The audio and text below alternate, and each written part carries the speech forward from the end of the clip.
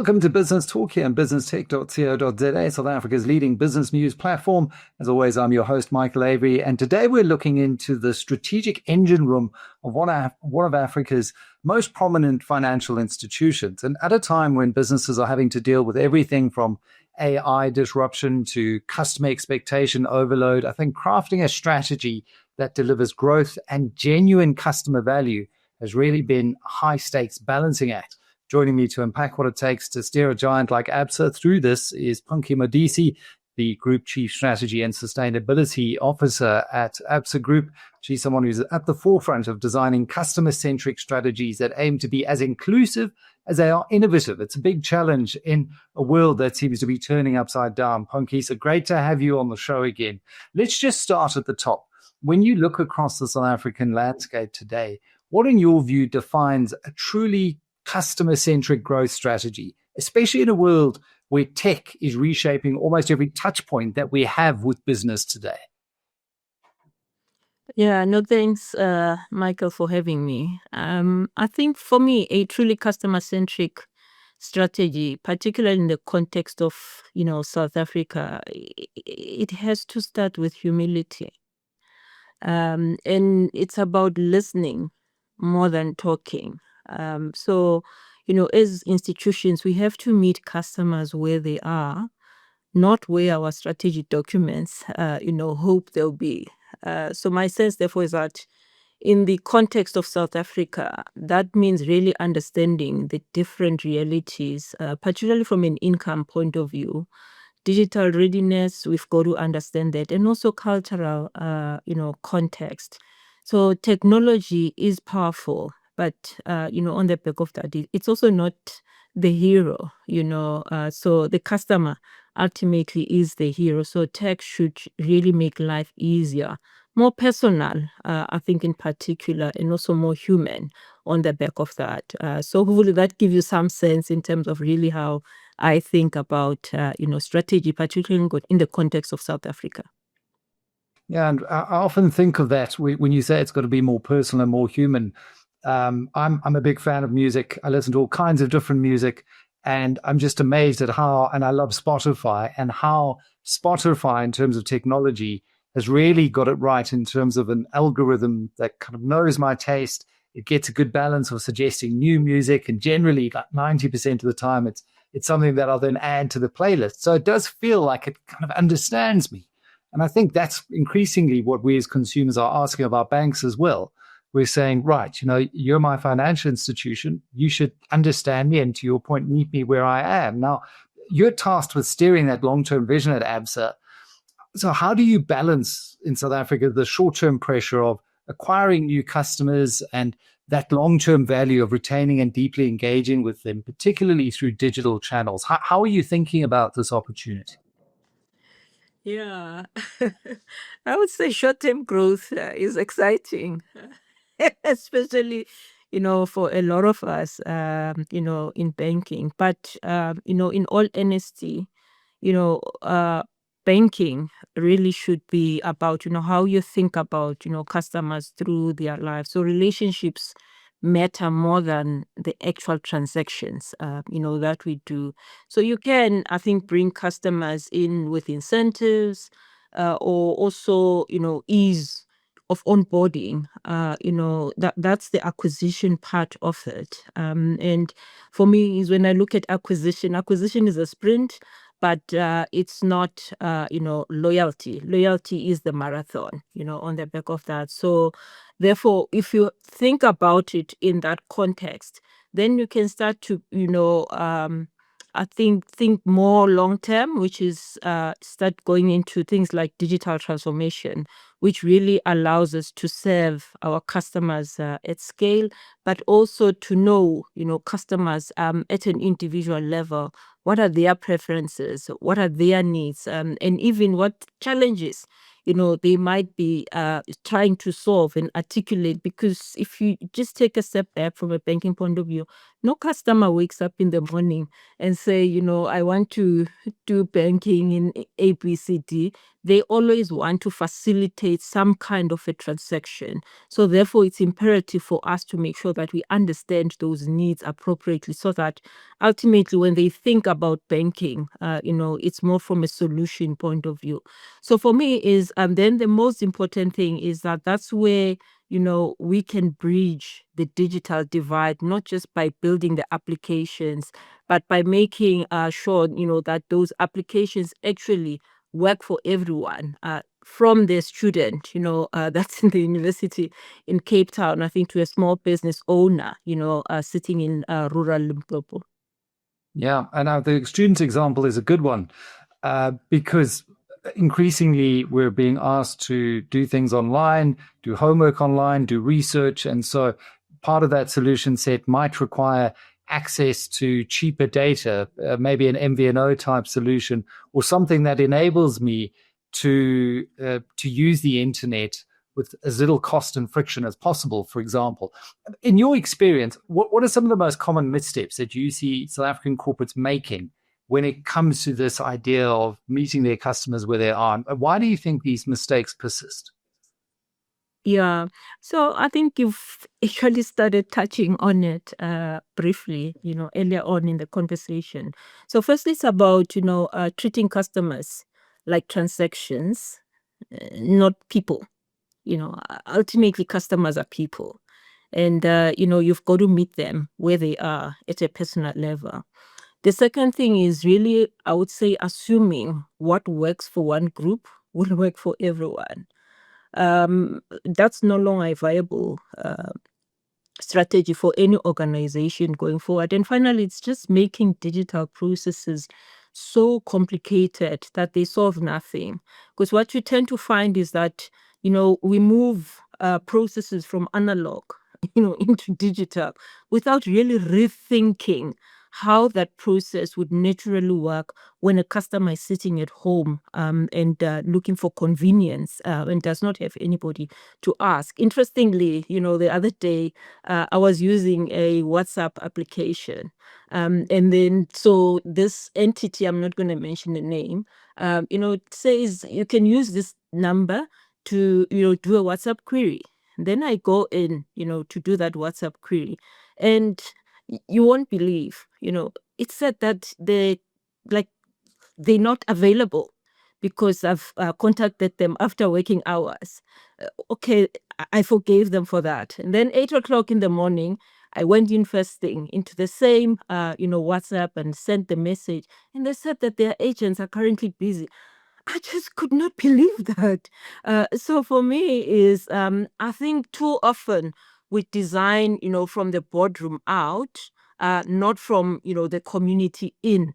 And in South Africa, that does create disconnect, for those that, significantly require the services at that point in time. And it's something that we have to think about because in my mind is one of the key questions that we need to be asking ourselves when we design, product is if, your grandmother, were to use this application, how would you explain it to them, such that it works meaningfully for them and it can drive value ultimately that we are looking for as an entity?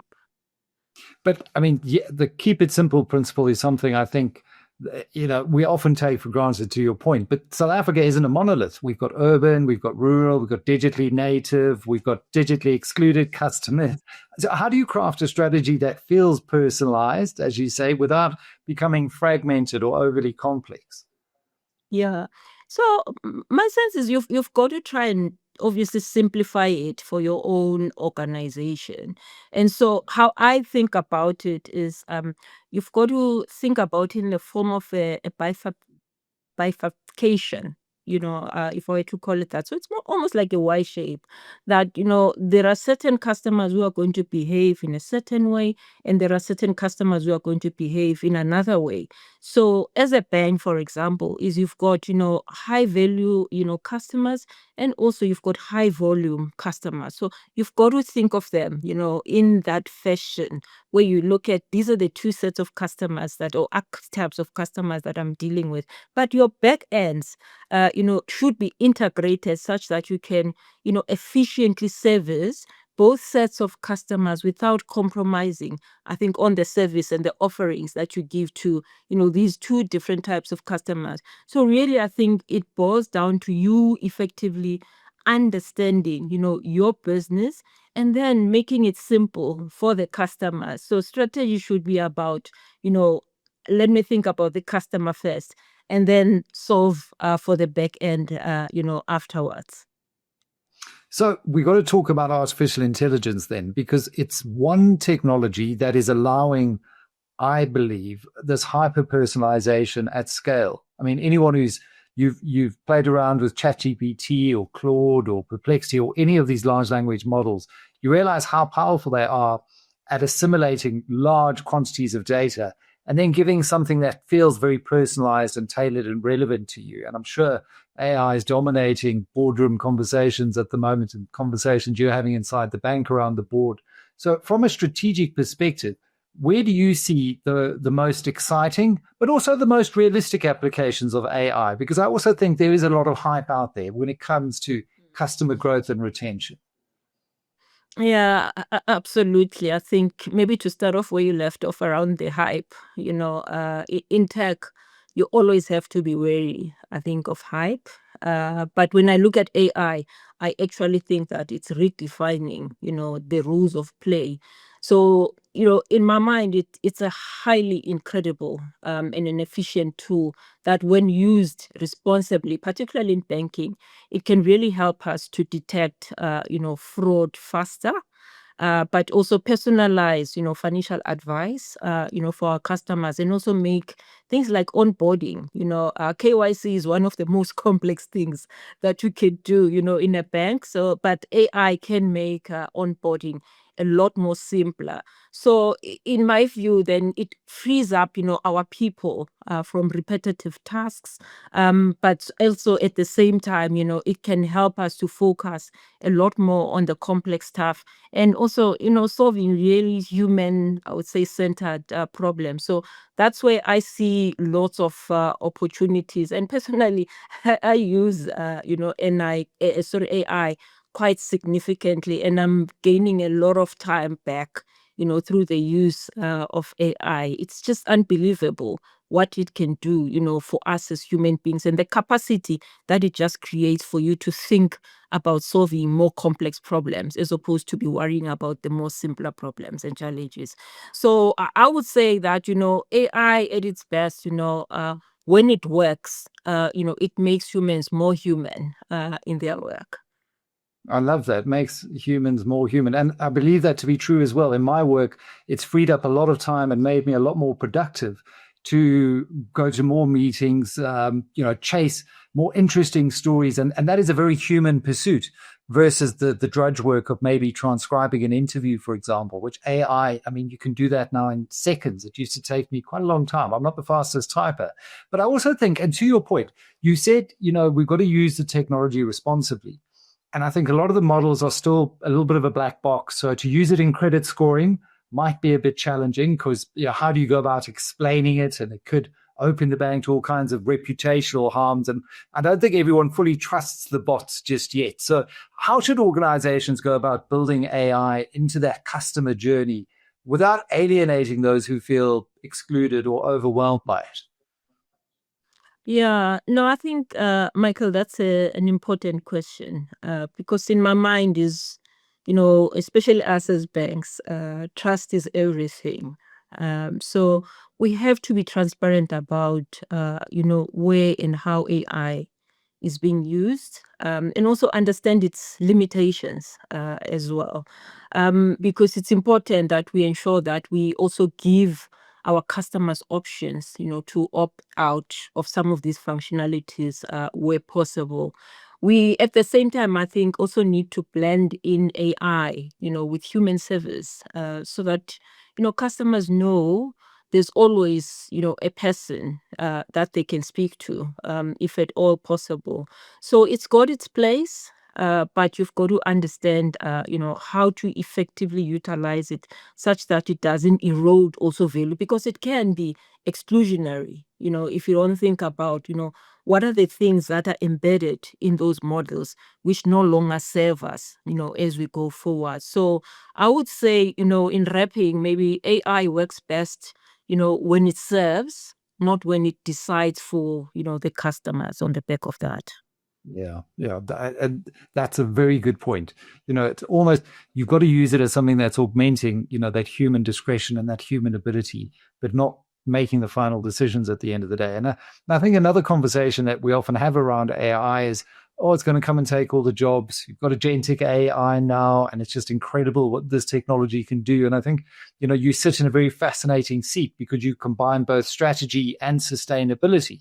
And I think in South Africa, we often think sustainability is just the E in ESG, and environmental is important, but it's also the S and the G. It's the social. So it's, what is this impact going to have on communities, on people? So how do you see these two areas intersecting when it comes to customer value? And do you think it's possible to align purpose-driven growth with commercial ambition? Absolutely possible, Michael. What you need to always remember, I think, is that, what it exactly is your compass. And in my mind, compass is always the customer. And then, on the back of that, you look at then, what becomes your map. And your map is your data. I'm actually smiling because the last time when we spoke, you actually advised that I should read, the book. The new map.